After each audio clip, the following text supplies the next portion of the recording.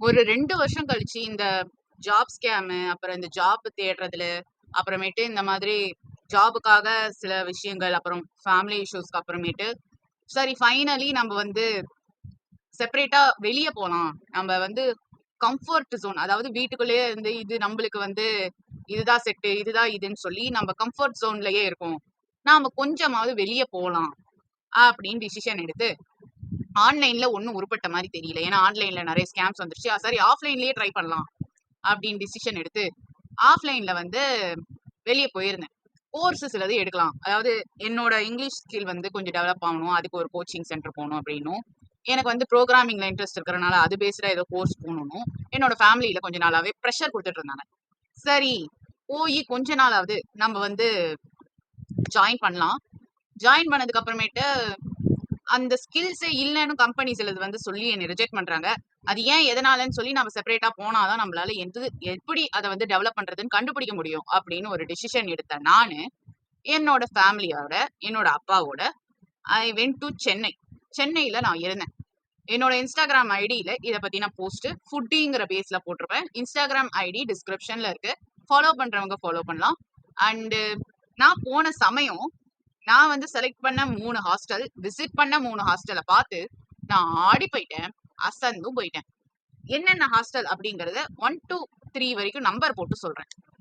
First hostel எனக்கு தெரிஞ்சு first ஹாஸ்டல்ல வந்து ஓரளவுக்கு எல்லாமே ஓகே. அட்வான்ஸ்ல வந்து 10,000 கொடுக்கணும்னாங்க, வாடகையும் 10,000 கொடுக்கணும்னாங்க. 8 or 4 பீப்புள்ஸ் வந்து ஷேரிங்கா இருந்தா, 1 or 2 பீப்புள்னா 12,000 சொன்னாங்க. அப்ப யோசிச்சப்ப ஓகே இந்த மாதிரியும் இருக்கா அப்படின்னு ஒரு இதுல நானும் கேட்டுட்டு தான் வந்தோம். அப்புறம் என்ட்ரி ஆகும்போது அந்த வார்டனுக்கான ரூம் ஒன்று கொடுத்துருப்பாங்க, ஓனருக்கான ரூம் கொடுத்துருப்பாங்க, வாட்ச்மேனுக்கான ரூம். இதெல்லாம் என்ட்ரி ஆகும்போது அந்த இடம் ஃபுல்லாவே கொஞ்சம் மாடர்னா இருந்தது. அதுல ஓகே இந்த ஹாஸ்டல் நல்ல ஹாஸ்டல்னு நம்பினேன். பட் எனக்கு காத்துட்டு இருந்த ட்விஸ்ட் ஆப்போசிட்டா இருந்தது.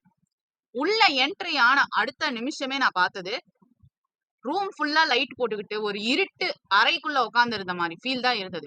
இது ஆக்சுவலி நான் பார்த்தது, என்னோட வியூ படி தான் நான் சொல்றேன். நான் எந்த ஒரு ஹாஸ்டலையும் கிரிட்டிசைஸ் பண்ணல, அது நேம்ஸையும் நான் சொல்ல விரும்பல. சொன்னா யாரெல்லாம் ஹாஸ்டல்ல ஸ்டே பண்ணிருக்காங்களோ அவங்களுக்கு எல்லாம் கொஞ்சம் இஷ்யூஸ் வர வாய்ப்பு இருக்கு. ஸோ இது நான் பார்த்த ஹாஸ்டலோட வியூ. அண்ட் எல்லாருமே லைட் போட்டு ஒரு ரூம்குள்ள உட்காந்துருக்காங்க. ஆனா நான் வந்து பார்த்ததுல ஹாஸ்டல்ல லாக்கர் இருக்கு. சில விஷயங்கள் இந்த சாப்பாடு விஷயம் கூட ஓரளவுக்கு பரவாயில்ல, எல்லாமே ஓரளவுக்கு செட்டா நல்லா இருந்தது. பட் என்ன குறை அப்படின்னா சில இடத்துல விண்டோஸ் இல்ல. அந்த ரூம்ல வந்து ஒரு ஸ்டோரேஜ் ரூம் மாதிரி அந்த ரூம்குள்ள 2 பேர் உட்காந்துட்டு இருந்தாங்க. அது என்னவோ சரியா எனக்கு படல. ஸோ நான் என்ன நினைச்சேன் அப்படின்னா ஓகே நாம கொஞ்சம் பார்த்துதான் இது பண்ணணும்னு சொல்லி ஃபர்ஸ்ட் ஹாஸ்டல்ல விட்டாச்சு. செகண்ட் அண்ட் தேர்ட் ஹாஸ்டல் வந்து ரெண்டுமே ஒரே மாதிரி இருந்தது. எப்படின்னா ரெண்டுமே 3வது ஃப்ளோருக்கு நடந்து போற மாதிரி தான் இருந்தது. செகண்ட் ஹாஸ்டல்ல என்ன இதுனா நான் உள்ள என்ட்ரி ஆகும்போதே இந்த ரிப்பேர் ஆகி இதெல்லாம் குப்பை, இதை யூஸ் பண்ண வேணாம் அப்படின்னு சொல்லி ஒரு ஸ்டோரேஜ்ல போட்டு வைப்பாங்கல்ல, அந்த மாதிரி ஒரு ஸ்டோரேஜ் ஸ்பேஸ் தான் என்ன வெல்கம் பண்ணது. உள்ள என்ட்ரி ஆன உடனேவே அது பார்க்கும்போது எப்படி இருந்ததுன்னு எனக்கு சத்தியமா தெரியல.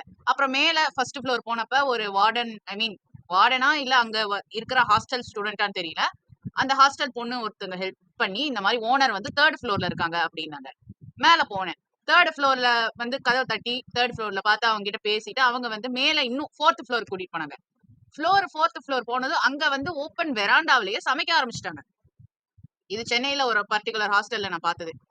பார்த்துட்டு சமைச்சிட்டு இருக்கும்போதே பக்கத்துல தான் ரூம் இருக்கு, பக்கத்துல ஒரே ஒரு பாத்ரூம் தான் இருக்கு. ஆனா அங்க இன்னும் ஒரு ரூம்ல 6 பேரு, இன்னொரு ரூம்ல 8 பேரு அப்படின்னு இருந்திருக்காங்க. அதுக்கப்புறமேட்டு அங்கெல்லாம் லாக்கரும் இருந்தது. அது செகண்ட் ஹாஸ்டல்ல வந்து எனக்கு அது ஒரு சந்தோஷமான விஷயமா இருந்தது. தேர்ட் ஹாஸ்டலும் அதேதான். ஃபர்ஸ்ட் ஃப்ளோர்ல வந்து எல்லாமே டல்லா இருந்தது, லைட்டிங்ல இருந்து எல்லாமே டல்லா இருந்தது. அது ஃபுல்லா ஆக்குபைடு ரூம்ஸா. செகண்ட் ஃப்ளோர் போனோம். செகண்ட் ஃப்ளோர்ல வந்து ஸ்டடி டேபிளோட ரூம்ஸும் டல்லா இருந்து, ரூமோட லைட்டிங் ரொம்ப டல்லா இருந்தது அந்த ஸ்டடி ரூமை தவிர்த்து. சரின்னு சொல்லி 3rd ஃப்ளோர் ஏறி போனோம். அங்கேயும் ரூம்ஸ் வந்து லைட்டிங்ல இருந்து கொஞ்சம் டல்லாவே இருந்தது. அதாவது நான் 3 ஹாஸ்டலையும் எப்படி கண்டுபிடிச்சோங்கிற கதையை நான் சொல்றேன். கூகுள் மேப்ஸ்ன்னு ஒண்ணு இருக்கு. அதுல என்னென்ன லொகேஷன் போட்டிருக்கானோ அதெல்லாம் நோட்டீஸ் பண்ணி இந்த ஹாஸ்டல்னா கொஞ்சம் அந்த கோர்சஸ்க்கு பக்கத்துல இருக்கு, கோச்சிங் சென்டருக்கு பக்கத்துல இருக்கு, சோ போறப்ப அதை பார்த்துட்டு போலாம், அங்க ஸ்டே பண்ற மாதிரி இருக்கும், நம்ம சேர்ந்ததுக்கு அப்புறம் இங்கேயும் சேர்ந்துடலாம் அப்படின்னு ஒரு டிசிஷனோட நாம வந்து போறோம்.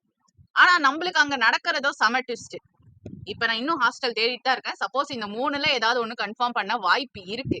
அப்படி நான் கன்ஃபார்ம் பண்ணிட்டேன் அப்படின்னா எனக்கு தெரியல. பட் அந்த கோர்ஸுக்காக நான் கம்பல்சரி சேர்ற மாதிரி இருக்கும். பட் இது ஒரு வார்னிங்கா நான் உங்களுக்கு சொல்றேன் கைஸ். எப்பயுமே கூகுள் மேப்ஸ் அப்படிங்கிற அந்த ஸ்ட்ரக்சரை நம்பவே நம்பாதீங்க. உங்களுக்கு எமர்ஜென்சியா சேரணும் அப்படின்னா ரிலேட்டிவ் வீட்ல தங்குங்க, அவங்களுக்கு கம்ஃபர்டபுளா இருந்தா.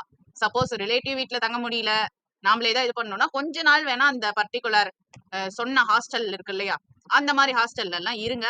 1 மாசம் இது வரைக்கும் இருங்க. அதுக்கப்புறமேட்டு ஹாஸ்டல் இன்னொரு ஹாஸ்டல் தேட ஆரம்பிச்சிருவோம் உங்க பட்ஜெட்டுக்கு ஏத்த மாதிரி.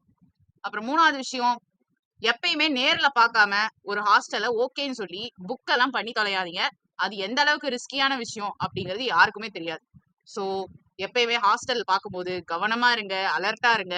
இது ஒரு அவேர்னஸ் வீடியோவா எடுத்துக்கோங்க. தேங்க்யூ.